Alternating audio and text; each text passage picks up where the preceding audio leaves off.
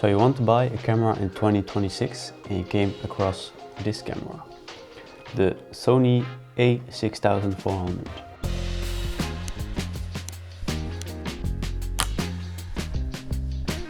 In this video I will highlight some of the key features of the Sony a6400, give you my opinion if it's still worth buying in 2026 and the years upcoming. And hopefully you can make your decision if you want to choose for a6400 or if you want to opt for something newer but more expensive or a different model. So let's get into it. The a6400 was released in February of 2019, which makes this little camera over 7 years old, which is pretty high in tech standard. Sony a6400 is a lightweight camera which weighs approximately 400 grams, as opposed to this camera, the Sony a7 IV, which weighs approximately 650 grams. Kit lens, the cheapest kit lens, which is a 16 by 50, 3.5 to 5.6 aperture kit lens with optical steady shot built into this lens, as opposed to the camera which doesn't have in-body stabilizations. It has a flip up screen. It doesn't have a flip out screen, which I do like more. This one flips up, but it will, if you have a microphone or a flashlight, it will block the screen.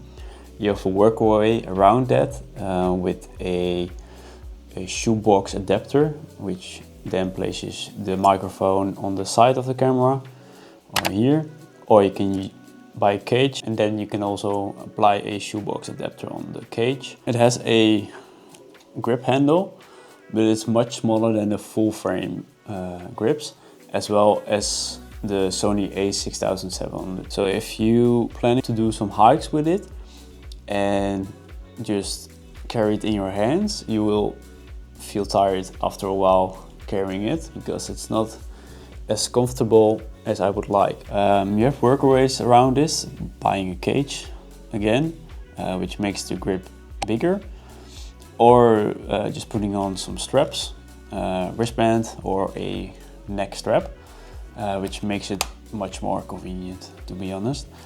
As opposed to the neck strap and a wristband, you can also add a peak design bottom used to add to your backpack straps, and then you can put your camera onto that as well, which is very useful for hiking, long trips, etc. As for the battery, if you're planning to videotape, you need additional batteries.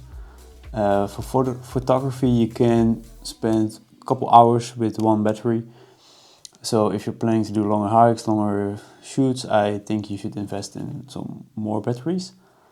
And for videography, definitely, it will run out pretty quickly. This camera is mainly focused on photography, so I will put on some examples of some photos that I shot a couple years back now with the kit lens. I then upgraded to this lens, the Tamron. Okay, the full name is 28 by 75 f2.8 di3 fxd g2, to make it simple. But most photos I shot on the kit lens. It shoots 24 megapixels with it has a CMOS sensor which came out in 2016, but it's still fantastic. The older Sony models do have a reputation for bad color profiles, but you can adjust that in Lightroom. So the plain photo color profile that it comes out with is mostly a bit flat. For professional photography, you should just learn Lightroom basically, or the new DaVinci, where you can also edit photos and then do it from there.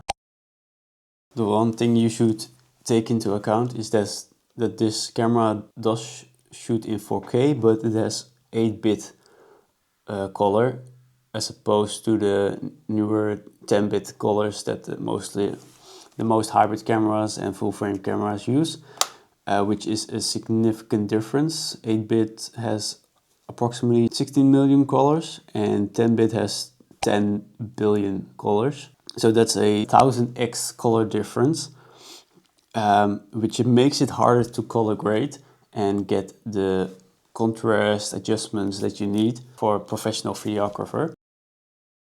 So this is the camera with a normal profile picture in video mode 4K. As you can hear, the microphone built into the camera as opposed to the DJI microphone. And then I will change it now to S-Log3. This is shot on S-Log3, Cine 3, color profile and gamma settings.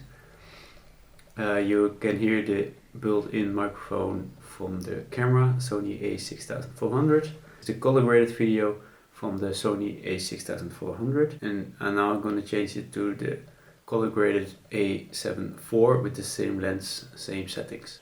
I switched this camera to 4K 30 frames per second as opposed to 60 frames per second, and you can see the image is getting bigger as this is a still cropped but slightly less cropped than the 60 frames per second video mode on the a7 IV, as opposed to the Sony APS-C camera, which has end cropped 4K and it is APS-C, so you have 1.5 times the focal length of the lens. Take into account that it will crop in the image and your video quite a bit as opposed to a full frame camera.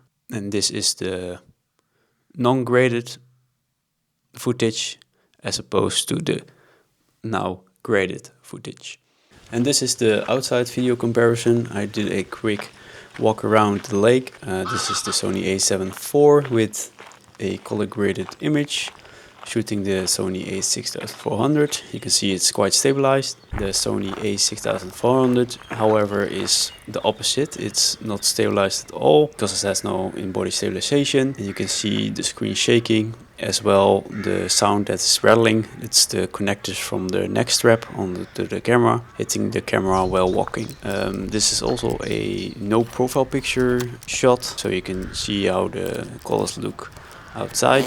It is, however, a bit overexposed because it was afternoon, so keep that into account. And you can also hear the motors from the kit lens because the internal microphone of the camera picks that up.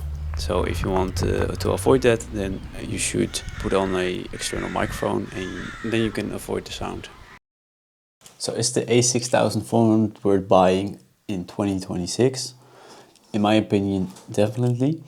If you starting as a hobbyist or want to acquire the skills to be a professional photographer, by price, definitely worth it. Also with the Sony E-mount, you can choose from a wide variety of lenses, and because it's an E-mount system, you can also upgrade the body after a while, and then you can still use the lenses of the E or EF system on the new body, or interchange them if you want, which makes this a great camera to start out your photography journey. As for videography, it is a bit lacking, but it's still a great camera to start videography. If you have some good lighting indoors, you can definitely use it as a stationary main camera. If you want to use it as vlogging, however, I think you should buy a gimbal and an external microphone to make it work. Otherwise you need a lot of after post stabilization to make the image watchable, basically.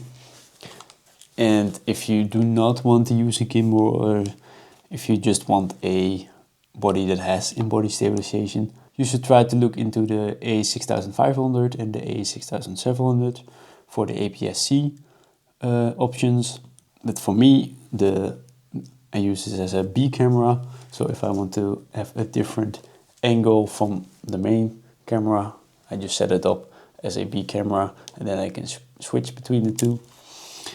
and I still use it to take photos. So it's still, after I own this now for 4 or 5 years, it's still a perfect camera, and I do like it more because for photography, because it's lightweight. If you're not taking the camera with you, it's basically useless. So because it's lightweight, it's easy to take with me on my backpack or in my hands. I can use it a lot more. So that makes it a great option as opposed to my main camera, which I use more for videography. I hope with this video you can finally decide on what camera to buy. And for more tech videos, subscribe to the channel and give it a like and a comment, and I will see you next time. What do you think of the camera? I think she likes it.